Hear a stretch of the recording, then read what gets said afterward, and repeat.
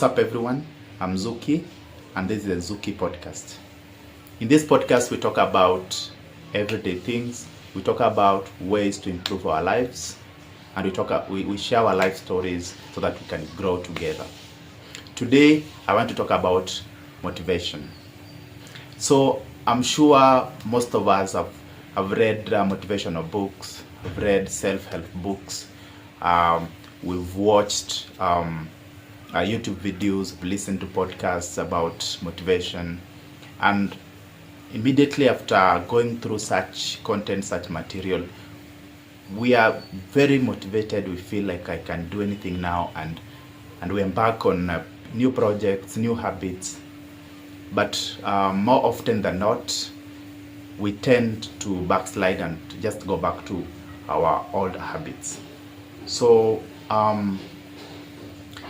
why does this happen? Why do we quit after a few weeks after getting motivated from such material? And the problem with this is that such kind of motivation is usually more of it's like a sugar rush, you know. You get it, but after a while it just crashes everything. So it's not usually sustainable. Such kind of motivation is not usually sustainable, and that's why we have to cultivate a self-motivation. And why do I say we have to cultivate this kind of motivation? Is because self-motivation is more like building a stamina.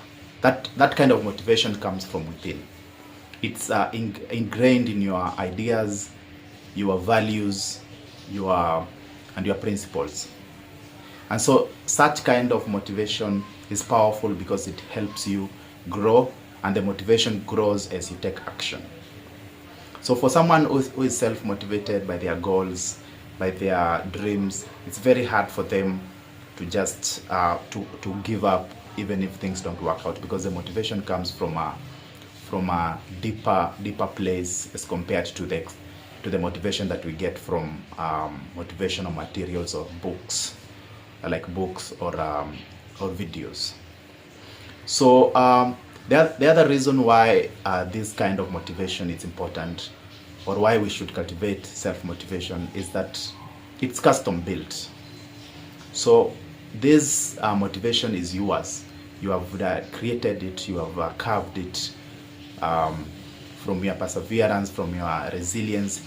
You get to have this motivation that can't just go away because something bad happens or because you experience challenges. So unlike motivation from books,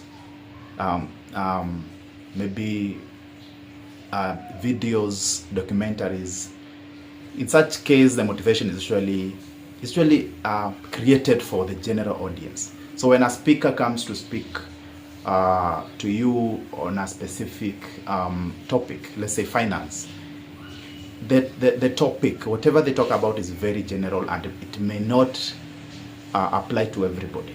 But the good thing with self-motivation that comes from within, it's custom built. You create it from your own experiences, from your own values, from your own ambitions, from your own dreams, and therefore it's way better because it's yours that you have come up with.